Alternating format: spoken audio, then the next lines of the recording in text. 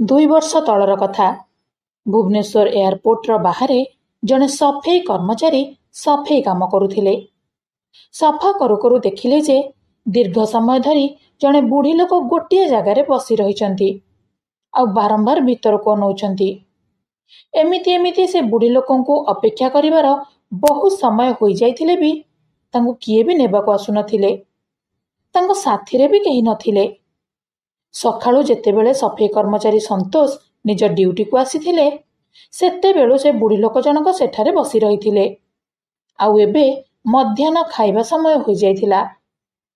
କିନ୍ତୁ ଏବେ ଯାଏଁ ବି ସେ ବୁଢ଼ୀ ଲୋକ ଜଣକ ସେଇଠାରେ ବସି ରହିଥିଲେ ଆଉ ଲଗାତାର ଆତୁର ହୋଇ ଏୟାରପୋର୍ଟ ଭିତରକୁ ଅନେଇ ରହିଥିଲେ, ଯେମିତି କାହାକୁ ଅପେକ୍ଷା କରିଥିଲେ। ଏମିତି ଅବସ୍ଥାରେ ସେ ବୁଢ଼ୀ ଲୋକକୁ ଦେଖି ସନ୍ତୋଷକୁ ଯେମିତି ଦୟା ଆସିଗଲା। ତାଙ୍କ ପାଖକୁ ଯାଇ କହିଲେ କି, ମା, ଆପଣ କୁଆଡ଼େ ଯିବେ କି? ଏଠି ଆପଣ କାହାକୁ ଅପେକ୍ଷା କରିଛନ୍ତି? ଆପଣଙ୍କୁ କ'ଣ କିଏ ନେବାକୁ ଆସିବେ କି? ସେ ବୁଢ଼ୀ ଲୋକ ଜଣକ କହିଲେ କି, ମୋତେ ବସେଇ ମୋ ପୁଅ ସୁରେଶ ଭିତରକୁ ଯାଇଛି। ବହୁ ସମୟ ହୋଇଯାଇଥିଲା ବି ଏଯାଏଁ କାହିଁ ଆସୁନି। ତମେ ଟିକେ ଭିତରକୁ ଯାଇ ଦେଖି ଆସିବ କି?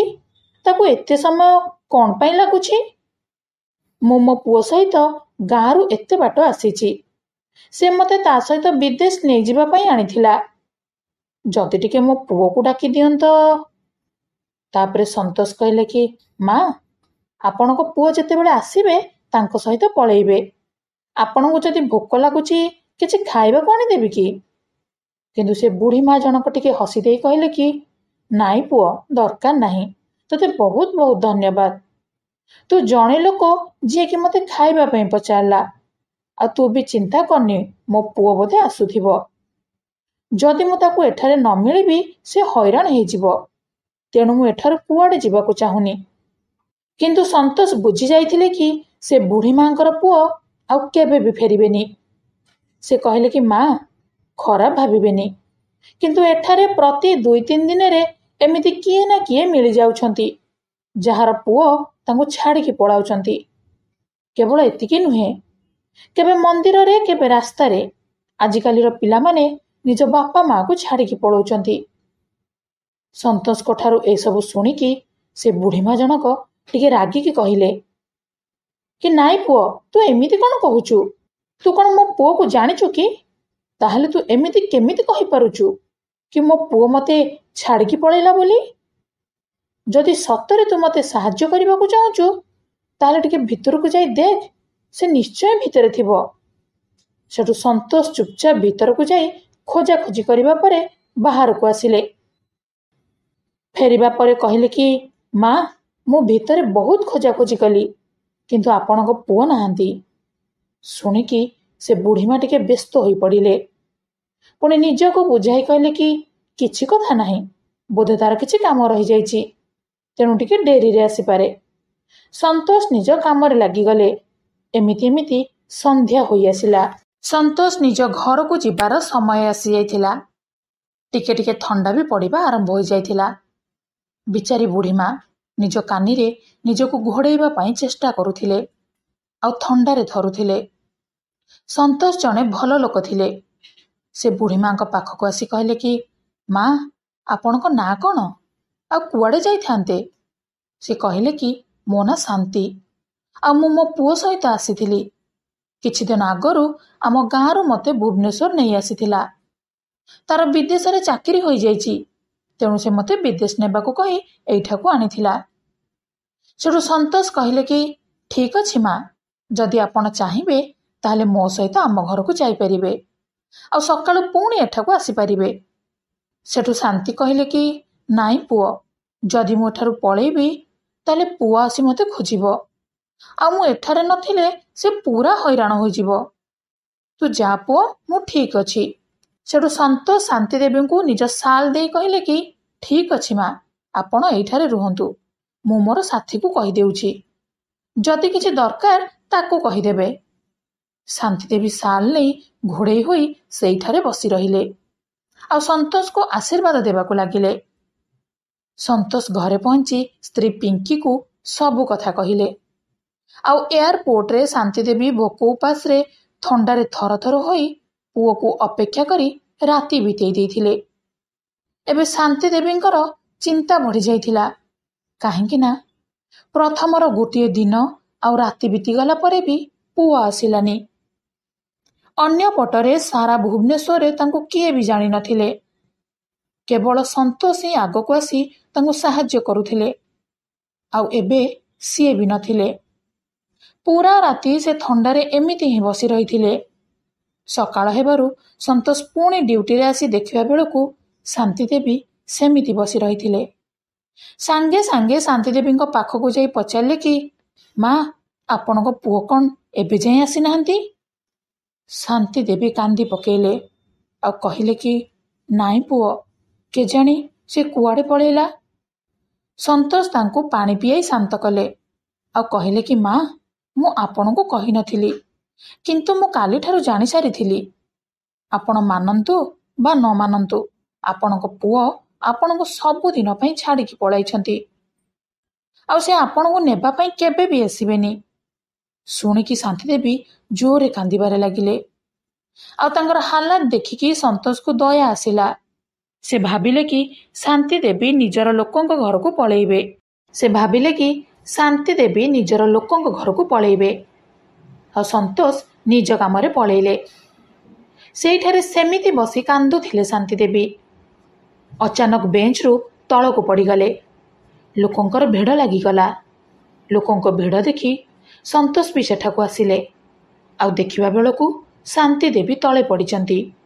ସେଠୁ ସାଙ୍ଗେ ସାଙ୍ଗେ ଜଣେ ଡାକ୍ତର ଆସି ଚେକ୍ କରିବାରୁ ଜଣାପଡ଼ିଲା ଯେ ଦୁର୍ବଳତା କାରଣରୁ ଶାନ୍ତି ଦେବୀଙ୍କର ଏସବୁ ହୋଇଛି। ମୁହଁରେ ପାଣି ମାରି ହୋସ୍କୁ ଆଣିବା ପରେ ସମସ୍ତେ ପଳେଇଲେ। ସନ୍ତୋଷ ପଚାରିଲେ କି, ମା, ଆପଣ ବେହୋସ କେମିତି ହେଲେ? କାଲିଠୁ କ'ଣ ଖାଇନାହାନ୍ତି କି? ଶାନ୍ତି ଦେବୀ ନାଁରେ ମୁଣ୍ଡ ହଲେଇ କହିଲେ ଯେ, ପୁଅ, ମୁଁ ତ ମୋ ପୁଅ ଭରସାରେ ଏଠି ବସି ରହିଥିଲି। ମୁଁ କ'ଣ ଜାଣିଥିଲି କି ସେ ମୋ ସହିତ ଏମିତି କରିବ ବୋଲି? ମୋ ପାଖରେ ଟଙ୍କାଟିଏ ବି ନାହିଁ କିଛି କିଣିବାକୁ। ସନ୍ତୋଷକୁ ଶାନ୍ତି ଦେବୀଙ୍କ ଉପରେ ଅଧିକ ଦୟା ଆସିଲା। ସେ କହିଲେ, ମା, ଆପଣ ମୋ ସହିତ ଚାଲନ୍ତୁ, ପ୍ରଥମେ କିଛି ଖାଇ ନିଅନ୍ତୁ। ସନ୍ତୋଷ ଶାନ୍ତି ଦେବୀଙ୍କୁ ନେଇ ପାଖରେ ଥିବା କ୍ୟାଣ୍ଟିନରେ ଖୁଆଇଲେ। ଆଉ କଥା କଥାରେ ଜାଣିବାକୁ ଚେଷ୍ଟା କଲେ କି ତାଙ୍କର ଆଉ କିଏ ଅଛନ୍ତି ଆଉ ଘର କେଉଁଠି। ସେଠୁ ଶାନ୍ତି ଦେବୀ କହିଲେ କି, ପୁଅ, ମୁଁ କେଉଁଠିକି ଯିବି? ମୋ ପୁଅ ମୋତେ ଏମିତି ଅବସ୍ଥା କରିଛି ଯେ ମୁଁ ଆଉ କୁଆଡ଼େ ଯାଇ ବି ପାରିବିନି। ପୁଅ ଯେତେବେଳେ ମୋତେ ବିଦେଶ ନେବା ପାଇଁ ଆସିଲା, କହିଲା କି, ମା, ଆମେ ସବୁଦିନ ପାଇଁ ସେଇଠାରେ ରହିବା, ତେଣୁ ଆମ ଘର ବିକ୍ରି କରିଦେବା। ଆଉ ସେ ଆମ ନିଜ ଘରକୁ ବିକ୍ରି କରିଦେଇ ମୋତେ ଏଠାକୁ ନେଇ ଆସିଲା। ତେଣୁ ସେ ଘର ବି ମୋ ପାଖରେ ନାହିଁ। ଏବେ ରାସ୍ତାରେ ରହିବା ଛଡ଼ା ଆଉ କିଛି ବାଟ ହିଁ ନାହିଁ। କହୁ କହୁ ଶାନ୍ତି ଦେବୀ କାନ୍ଦି ପକେଇଲେ। ଏସବୁ ଦେଖି ସନ୍ତୋଷକୁ ବି ବହୁତ ଦୁଃଖ ଲାଗିଲା। କିନ୍ତୁ ଛୋଟିଆ ଚାକିରି ଭିତରେ ସେ ବା ଆଉ କ'ଣ କରିପାରିଥାନ୍ତେ। ଶାନ୍ତି ଦେବୀଙ୍କୁ ଚୁପ୍ କରେଇଲେ ଆଉ ସେଠାରୁ ପଳେଇଲେ। ସନ୍ଧ୍ୟାବେଳେ ଯେତେବେଳେ ସେ କାମରୁ ଘରକୁ ଗଲେ, ଏୟାରପୋର୍ଟ ବାହାର ପଡ଼ିଆରେ କୁକୁର ଭୁକିବାର ଶବ୍ଦ ଶୁଭିଲା। ଆଉ ସେଠାରେ ଜଣେ ବୁଢ଼ୀ ଲୋକ ବସି ରହିଥିଲେ, ଯାହାକୁ ଦେଖି କୁକୁର ଭୁକୁଥିଲେ।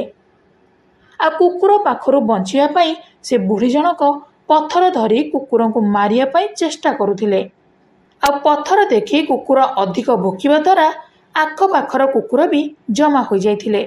ସେ ବୁଢ଼ୀ ଲୋକ ବିଚାରୀ ଡରି ମରି ତାଙ୍କୁ ସେଠାରୁ ତଡ଼ିବା ପାଇଁ ସଂଘର୍ଷ ଜାରି ରଖିଥିଲେ ଆଉ ଧୀରେ ଧୀରେ ପଛକୁ ହଟୁଥିଲେ।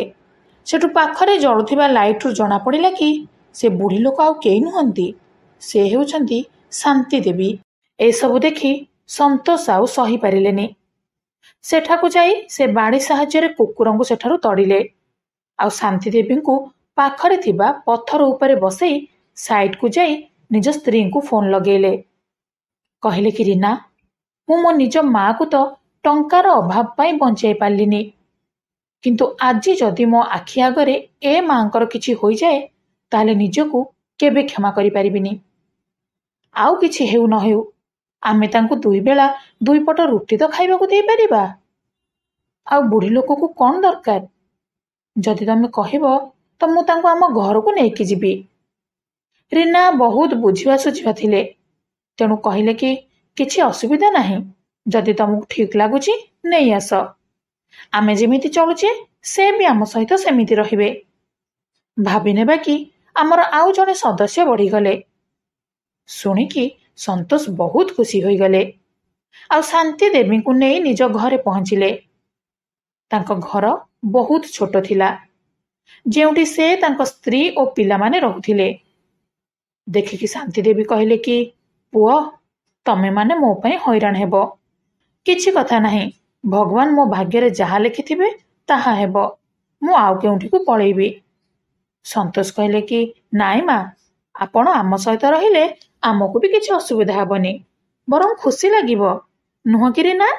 ରୀନା ବି ଖୁସି ହୋଇ କହିଲେ କି, ହଁ ମା, ଇଏ ପୁରା ଠିକ କହିଛନ୍ତି, ଆମକୁ କିଛି ବି ଅସୁବିଧା ହେବନି। ଆଉ ଆପଣ ବି କହିଲେ କି ନିଜ ଭାଗ୍ୟରେ ଯାହା ଥିବ ସେଇଆ ହବ। ତେଣୁ ଭାବି ନିଅନ୍ତୁ କି ଏବେଠାରୁ ଆପଣଙ୍କ ଭାଗ୍ୟରେ ଏହି ଘରେ ରହିବାକୁ ଲେଖା ଅଛି। ଭିତରକୁ ଆସନ୍ତୁ ଆଉ ଏହାକୁ ନିଜ ଘର ବୋଲି ଭାବନ୍ତୁ। ରୀନା ଶାନ୍ତି ଦେବୀଙ୍କ ହାତ ଧରି ଭିତରକୁ ନେଇଗଲେ। ବସିବା ପାଇଁ ଆସନ ଆଉ ପାଣି ଦେଲେ। ପୁଣି ସମସ୍ତେ ଏକାଠି ବସି ଖାଇଲେ। ଶାନ୍ତି ଦେବୀ ଏବେ ଯାଏଁ ଟିକେ ଅସହଜ ମନେ କରୁଥିଲେ। ରୀନା କହୁଥିଲେ କି, ମା, ଆମ ଘରେ ଟିକେ କମ୍ ଜାଗା ଥାଇପାରେ ସତ, ହେଲେ ଆପଣଙ୍କ ପାଇଁ ଆମ ହୃଦୟରେ ବହୁତ ଜାଗା ଅଛି। ଆପଣ ନିଶ୍ଚିନ୍ତ ରୁହନ୍ତୁ ଆଉ ଆମକୁ ନିଜର ପିଲା ବୋଲି ଭାବନ୍ତୁ। ଯଦି କିଛି ବି ସମସ୍ୟା ଥାଏ ମତେ କହିବେ। ରୀନାଙ୍କ କଥା ଶୁଣି ଶାନ୍ତି ଦେବୀଙ୍କ ଆଖିରୁ ଲୁହ ପଳେଇ ଆସିଲା। ରୀନାଙ୍କ ମୁଣ୍ଡରେ ହାତ ରଖି କହିଲେ କି, ସବୁବେଳେ ଖୁସିରେ ଥା ଝିଅ। ମୋର ଏତେ ବଡ଼ ଅସୁବିଧାରେ ତମେ ମୋତେ ନିଜର କଲ, ତେଣୁ ଆଜିଠୁ ତମେମାନେ ମୋର ପୁଅ ବୋହୂ। ତାଙ୍କ ଲୁହ ପୋଛି ରୀନା କହିଲେ କି, ଥାଉ ମା, ଆଉ କାନ୍ଦନି, ଏବେ ଚାଲ ଶୋଇପଡ଼ିବା। ପରଦିନ ସକାଳୁ ନିଜ କାମ ସାରି ସନ୍ତୋଷ ପୁଣି ଡ୍ୟୁଟିରେ ପଳେଇଲେ ଆଉ ପିଲାମାନେ ସ୍କୁଲକୁ ପଳେଇଲେ। ଘରେ କେବଳ ଶାନ୍ତି ଦେବୀ ଓ ରୀନା ଥିଲେ। ତେଣୁ ପୁରା ଦିନ ସେମାନେ କଥା ହୋଇ ବିତେଇ ଦେଲେ। ରୀନା ନିଜ ଘର ପରିବାର ଓ ପରିସ୍ଥିତି ବିଷୟରେ ସବୁ କହିଲେ। ସେମିତି ଶାନ୍ତି ଦେବୀ ବି ନିଜ ପୁଅ ବୋହୂଙ୍କ କାରନାମା ବିଷୟରେ ସବୁ କହିଲେ, ଯାହାକୁ ଶୁଣି ରୀନା ଆଶ୍ଚର୍ଯ୍ୟ ହୋଇଗଲେ। କହିଲେ କି, ମା, ଆପଣଙ୍କ ପୁଅ ବୋହୂ କେତେ ଖରାପ ମଣିଷ। ନିଜ ମା ସାଥିରେ କିଏ କ'ଣ ଏମିତି କରିପାରେ? ସେମାନେ କେବେ ବି ଆପଣଙ୍କ ଦୁଃଖ ବୁଝିପାରିବେନି। ଯେତେବେଳେ ସେମାନଙ୍କ ସହିତ ଏମିତି ଘଟିବ ସେତେବେଳେ ହିଁ ସେମାନେ ବୁଝିପାରିବେ। ସେଠୁ ଶାନ୍ତି ଦେବୀ ରୀନାଙ୍କ ପରିସ୍ଥିତି ସମ୍ପର୍କରେ ଶୁଣି କହିଲେ କି, ଠିକ ଅଛି ଝିଅ, ତୁ ବ୍ୟସ୍ତ ହୁଅନା, ଭଗବାନ ତତେ ଫଳ ନିଶ୍ଚୟ ଦେବେ। ସନ୍ଧ୍ୟା ହେବାରୁ ସନ୍ତୋଷ ଆସିଲେ ଆଉ ସମସ୍ତେ ଏକାଠି ବସି ଖାଇବା ପରେ ଖୁବ୍ କଥା ହେଲେ। ଧୀରେ ଧୀରେ ଶାନ୍ତି ଦେବୀ ସନ୍ତୋଷଙ୍କର ପରିବାର ସହିତ ମିଶିଗଲେ। ଦିନ ବିତିବାରେ ଲାଗିଲା। ଶାନ୍ତି ଦେବୀ ପରିବାରର ସଦସ୍ୟ ପରି ସବୁ କାମରେ ଭାଗ ନେଉଥିଲେ। ରୀନା ବି ବହୁତ କାମରୁ ଫୁର୍ସତ ପାଉଥିଲେ, ଯେମିତିକି ପିଲାଙ୍କର ଯତ୍ନ ନେବା, ବଜାରରୁ ସଉଦା ଆଣିବା, ଏସବୁ ଦାୟିତ୍ୱ ଶାନ୍ତି ଦେବୀ ନେଉଥିଲେ। ଆଉ ଏହି କଥାରେ ସେମାନେ ଖୁସିରେ ଥିଲେ। ରୀନା କହୁଥିଲେ କି, ଆମ ଘରେ ସବୁବେଳେ ବଡ଼ ଲୋକଙ୍କର ଅଭାବ ରହୁଥିଲା ଆଉ ଏବେ ତାହା ପୂରଣ ହୋଇଯାଇଛି। ପୁରା ପରିବାର ଖୁସି ଖୁସି ରହୁଥିଲେ। ଦିନେ ଶାନ୍ତି ଦେବୀ ସନ୍ତୋଷକୁ କହିଲେ କି, ପୁଅ, ମୋ ପାଇଁ କିଛି କାମ ଦେଖିଦେ। ହେଲେ ସନ୍ତୋଷ ମନା କରିଦେଲେ। କହିଲେ କି, ମା, ଯଦି ମୋ ଜାଗାରେ ଆପଣଙ୍କ ନିଜ ପୁଅ ଥାନ୍ତେ ତାହେଲେ କ'ଣ ତାଙ୍କୁ ବି ଏମିତି କହିଥାନ୍ତେ? ଦରକାର ହେଲେ ମୁଁ ଆଉ ରୀନା ଅଛୁ। ଆପଣ ଘରେ ଆରାମ କରନ୍ତୁ, ନିଜର ଆଉ ପିଲାମାନଙ୍କର ଧ୍ୟାନ ରଖନ୍ତୁ। ଦରକାର ହେଲେ ମୁଁ କହିବି। ରୀନା ବି କାମ କରିପାରିବେ, କିନ୍ତୁ ଏବେ ସବୁକିଛି ଠିକ୍ ଅଛି, ତେଣୁ ବ୍ୟସ୍ତ ହୁଅନ୍ତୁନି। ଏସବୁ ଶୁଣିକି ଶାନ୍ତି ଦେବୀ ଆଉ କିଛି କହିପାରିଲେନି। ମା, ଆପଣ ଚିନ୍ତା କରନ୍ତୁନି, ଏହା କହି ରୀନା ରୋଷେଇ ଘରକୁ ପଳେଇଲେ ଆଉ ସମସ୍ତଙ୍କ ପାଇଁ ସୁଆଦିଆ ଜଳଖିଆ ନେଇକି ଆସିଲେ। ଖାଇକି ସନ୍ତୋଷ ଓ ପିଲାମାନେ ସ୍କୁଲକୁ ଗଲେ ଆଉ ରୀନା ଘର କାମରେ ଲାଗିଗଲେ। ସେଠୁ ଶାନ୍ତି ଦେବୀ ରୀନାଙ୍କୁ କହିଲେ କି, ବୋହୂ, ମୋତେ ଗୋଟେ ବ୍ୟାଗ୍ ଦେ, ମୁଁ ପରିବା ନେଇ ଆସୁଛି। ବଜାରରୁ ପରିବା ନେଇକି ଫେରୁଥିବା ବେଳେ ତାଙ୍କ ନଜର ଗୋଟିଏ ଆଡ଼କୁ ପଡ଼ିଲା, ଯେଉଁଠିକି ମାଇକ୍ରେ ଲଟେରୀ ଟିକେଟକୁ ନେଇ ଘୋଷଣା କରାଯାଉଥିଲା। ଟିକେଟର ମୂଲ୍ୟ ତ 20 ଟଙ୍କା ଥିଲା, ହେଲେ ଲଟେରୀ ମୂଲ୍ୟ 2 କୋଟି ଟଙ୍କା ଥିଲା। କେଜାଣି ଶାନ୍ତି ଦେବୀଙ୍କ ମନକୁ କ'ଣ ଆସିଲା, ସେ ଗୋଟିଏ ଟିକେଟ କିଣି ଆଣିଲେ ଘରକୁ ଫେରିବା ପରେ ରୀନାକୁ ପରିବା ଦେବା ସହିତ ସେ ଟିକେଟ୍ ଦେଖେଇଲେ ଆଉ କହିଲେ କି ଝିଅ ଏଟାକୁ ସମ୍ଭାଳିକି ରଖିଥିବୁ, କାରଣ ଯଦି ଆମ ଭାଗ୍ୟ ଖୋଲିଯାଏ ତାହେଲେ ଆଉ ବଡ଼ କଥା କ'ଣ ହେବ। ରୀନା କହିଲେ କି ମା ଏସବୁ ମିଛ କଥା, ଆଜି ଯାଏ କାହାକୁ ବି ଲଟେରୀ ଜିତିବା ଦେଖିନି ମୁଁ। ଠିକ୍ ଅଛି, ତମ ମନ ରଖିବା ପାଇଁ ମୁଁ ଏଇଟାକୁ ରଖିଦେଉଛି। ଏବେ ଶାନ୍ତି ଦେବୀ ଯେତେବେଳେ ପରିବା ପାଇଁ ଯାଆନ୍ତି ସେଥିରୁ ଗୋଟିଏ ଟିକେଟ୍ ନେଇ ଆସନ୍ତି। ଏମିତି ଯେତେବେଳେ ଗୋଟିଏ ମାସ ବିତିଗଲା ଟିକେଟ୍ ବିଜେତା ଘୋଷଣା ଦିନ ବି ଆସିଲା। ଟିକେଟ୍ ଦେବା ସମୟରେ ଶାନ୍ତି ଦେବୀଙ୍କୁ କୁହାଯାଇଥିଲା କି ଘୋଷଣା ହେବା ଦିନ ଟିଭି ଦେଖିବାକୁ, ଆଉ ଟିକେଟ୍ ସମ୍ଭାଳିକି ରଖିବା ସହିତ ଘୋଷଣା ଦିନ ଠିକ୍ ଜାଗାରେ ବି ପହଞ୍ଚିବାକୁ ସେମାନେ କହିଥିଲେ। ଶାନ୍ତି ଦେବୀ ରୀନାଙ୍କୁ ସବୁ ଟିକେଟ୍ ସମ୍ଭାଳିକି ରଖିବା ପାଇଁ ଦେଇଥିଲେ। କାଲି ସେ ଦିନ ଆସିଲା। ଶାନ୍ତି ଦେବୀ ରୀନାଙ୍କୁ ସବୁ ଟିକେଟ୍ ମାଗିଲେ, କିନ୍ତୁ ଏସବୁ ବିଷୟରେ ସନ୍ତୋଷକୁ କିଛି କହିନଥିଲେ। ଶାନ୍ତି ଦେବୀ କହୁଥିଲେ କି ତୁ ପୁଅକୁ ଏସବୁ କହନା, ଯଦି ଲଟେରୀ ଲାଗିଯିବ ତ ଠିକ୍ ଅଛି, ନହେଲେ ଭାବି ନେବା କି ଲଟେରୀ ଟଙ୍କା ହଜିଗଲା ବୋଲି। ଦୁହେଁ ସନ୍ତୋଷ ଯିବା ପରେ ଟିଭି ଖୋଲି ବସି ପଡ଼ିଲେ। ଟିକେ ସମୟ ପରେ ଘୋଷଣା ଆରମ୍ଭ ହେଲା। 3 ଜଣ ବିଜେତାଙ୍କ ନାମ ଘୋଷଣା ହେବାର ଥିଲା।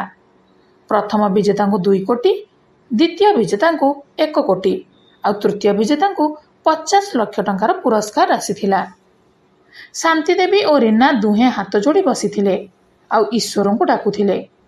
ସବୁଠୁ ଆଗରେ ତୃତୀୟ ବିଜେତାଙ୍କ ନାମ ଘୋଷଣା ହେଲା, ତାପରେ ଦ୍ୱିତୀୟ ବିଜେତା। କିନ୍ତୁ ଶାନ୍ତି ଦେବୀଙ୍କ ଟିକେଟ୍ ନମ୍ବର ନଥିଲା। ହେଲେ ଏବେ ବି ଆଉ ଗୋଟିଏ ମୌକା ବାକି ଥିଲା, ଆଉ ସେ ଦୁହେଁ ଟିଭିକୁ ପୁରା ନଜର କରି ବସି ରହିଥିଲେ।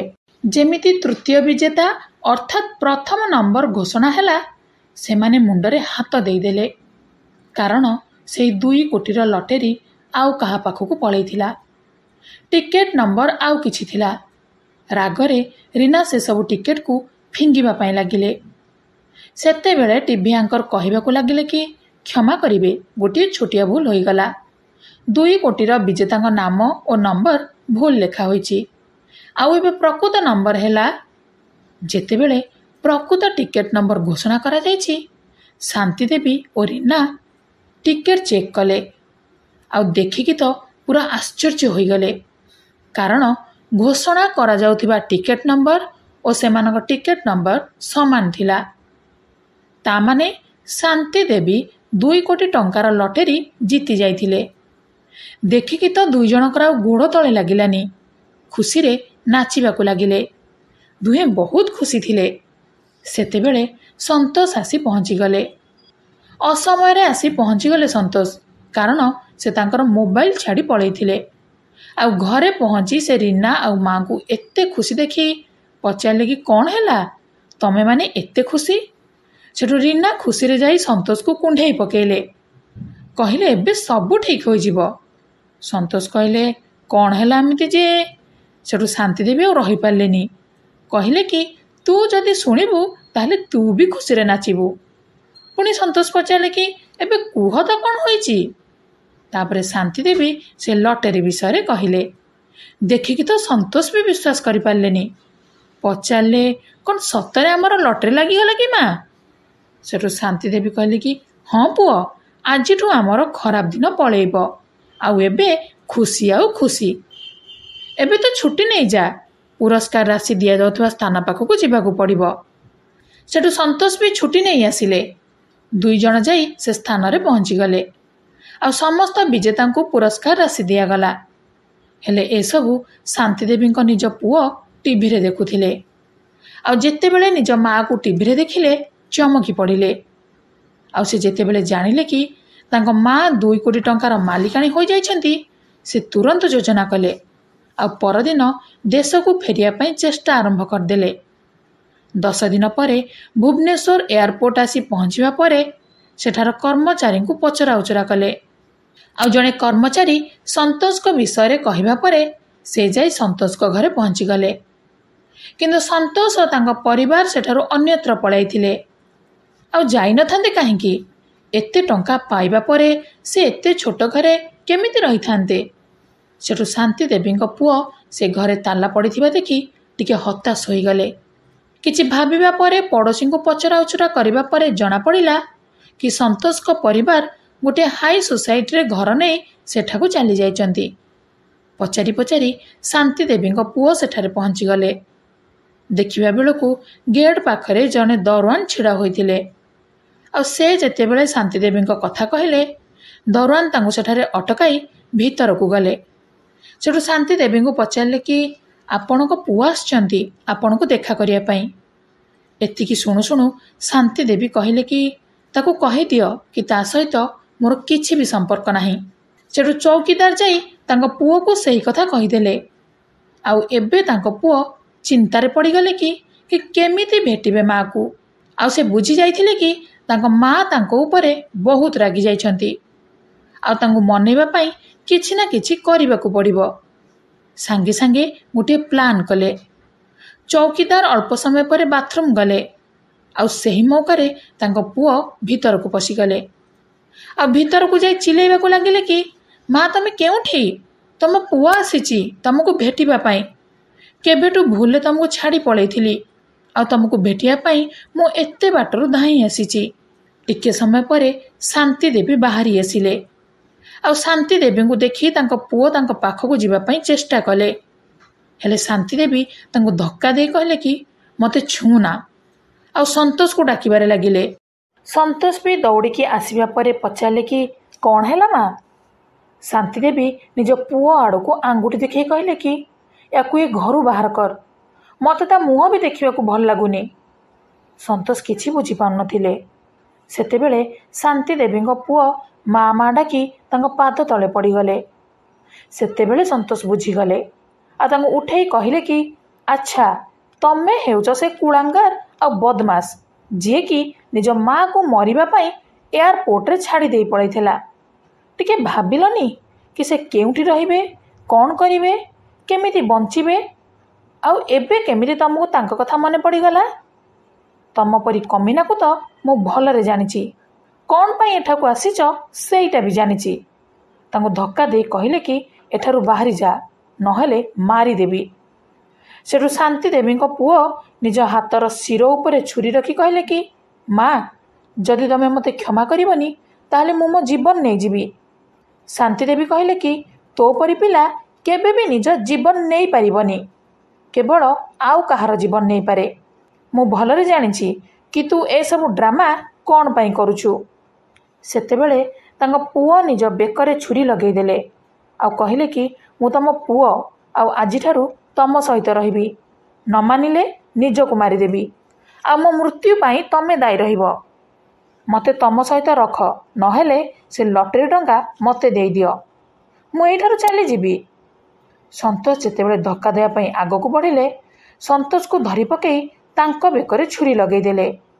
ଆଉ ଶାନ୍ତି ଦେବୀଙ୍କୁ ଧମକାଇଲେ କି ଯଦି ସେ ଟଙ୍କା ମୋତେ ନ ଦିଅ ତାହେଲେ ଆକୁ ମାରିଦେବି। ସନ୍ତୋଷଙ୍କ ଜୀବନ ପ୍ରତି ବିପଦ ଦେଖି ଶାନ୍ତି ଦେବୀ ଡରିଗଲେ। ଆଉ କହିଲେ କି ନା ନା ମୋ ପୁଅକୁ ସେମିତି କିଛି ବି କରନି। ତୋର ଯାହା ବି ଟଙ୍କା ଦରକାର ମୁଁ ଦେବା ପାଇଁ ପ୍ରସ୍ତୁତ ଅଛି। ଛାତ ଉପରେ ଛିଡ଼ା ହୋଇଥିବା ରୀନା ଏହିସବୁ ଦେଖୁଥିଲେ। କିନ୍ତୁ ଶାନ୍ତି ଦେବୀଙ୍କ ପୁଅ କମଲେଶ ବିଲକୁଲ ବି ଜାଣିନଥିଲେ। ରୀନା ତୁରନ୍ତ ପୋଲିସକୁ ଫୋନ୍ କରି ସବୁ କଥା କହିଦେଲେ। ଶାନ୍ତି ଦେବୀ ଚିଲେଇକି କହିଲେ କି ବୋହୂ ଘରେ ଯାହା ବି ଟଙ୍କା ଅଛି ନେଇ ଆସ। ମୋ ପୁଅର ଜୀବନଠୁ ଆଉ କିଛି ବି ବଡ଼ ନୁହେଁ। ସେଠୁ କମଲେଶ ଟିକେ ମୁରୁକି ହସି ଦେଇ କହିଲେ କି ଆରେ ମା ପୁଅ ଭିତରେ ତ ବହୁତ ଭଲ ପାଇବା ଅଛି। ନିଜ ପୁଅକୁ ଏତେ ଘୃଣା ଆଉ ଏ ପର ଉପରେ ଏତେ ସ୍ନେହ। ସେଠୁ ଶାନ୍ତି ଦେବୀ କହିଲେ କି ସବୁ କିଛି ତୋର କୁକର୍ମ ପାଇଁ। ଜରୁରୀ ନୁହେଁ କି ତୁ ରକ୍ତର ବୋଲି ନିଜର ହେବୁ। ତୁ ତ ମୋତେ ମରିବା ପାଇଁ ଛାଡ଼ି ଦେଇଥିଲୁ। ଆଉ ସେ ସମୟରେ ସନ୍ତୋଷ ହିଁ ମୋତେ ସାହାରା ଦେଲା। ତେଣୁ ତାକୁ ମୁଁ ଆଜି କେମିତି ମରିବା ପାଇଁ ଛାଡ଼ିଦେବି? ଏତିକି ଭିତରେ ପୋଲିସ ଆସି ଚୁପଚାପ ସେଠାରେ ପହଞ୍ଚିଗଲେ। ଆଉ ଚୁପଚାପ ଆସି କମଲେଶଠୁ ଛୁରୀ ଛଡ଼େଇ ନେଲେ। କମଲେଶକୁ ଧରି ନେଇ ଥାନାକୁ ନେବା ପରେ କେସ୍ ରୁଜୁ କରି ଜେଲକୁ ପଠାଇଦେଲେ। କମଲେଶକୁ 5 ବର୍ଷ ଜେଲ ଦଣ୍ଡ ହେଲା। ଏବେ ଶାନ୍ତି ଦେବୀ ଓ ସନ୍ତୋଷ ଖୁସିରେ ରହୁଛନ୍ତି। ବୋଧେ ସନ୍ତୋଷ ଓ ରୀନାଙ୍କର କର୍ମଫଳ ଥିଲା ଯାହାକି ତାଙ୍କୁ ମିଳିଲା। ସେମାନେ ଜଣେ ଅଜଣା ଓ ଅସହାୟକୁ ସାହାଯ୍ୟ କଲେ। ଆଉ ଭଗବାନ ତାଙ୍କୁ ଫଳସ୍ୱରୂପ ସେମାନଙ୍କୁ ଏତେ ବଡ଼ ଉପହାର ଦେଲେ। ତ କାହାଣୀଟି ଏତିକି ଥିଲା। ନିଜ ରକ୍ତର ମଣିଷ ଯେ ସବୁବେଳେ ସାଥ ଦିଏ ତା ନୁହେଁ। ବରଂ ଆଜିର ଦୁନିଆରେ ଏମିତି ବି ମଣିଷ ଅଛନ୍ତି ଯିଏକି ଅସହାୟକୁ ଦେଖିଲେ ଆଗେଇ ଆସନ୍ତି ସାହାଯ୍ୟ କରିବା ପାଇଁ। ତେଣୁ ସନ୍ତୋଷଙ୍କର ଏହି କାମକୁ ନେଇ କମେଣ୍ଟ ବକ୍ସରେ ନିଜର ମତ ଦେବେ। ଆଉ ଭିଡ଼ିଓ ଭଲ ଲାଗିଥିଲେ ଲାଇକ୍ ସେୟାର କରିବା ସହିତ ଆମ ଚ୍ୟାନେଲ ସିକ୍ରେଟ୍ ଷ୍ଟୋରିଜକୁ ସବସ୍କ୍ରାଇବ୍ କରିଦେବେ। ଆଉ ବେଲ୍ ଆଇକନ୍କୁ ଅନ୍ କରିବା ସହିତ ଫେସବୁକ୍ ପେଜ୍କୁ ବି ଫଲୋ କରିଦେବେ। ଧନ୍ୟବାଦ।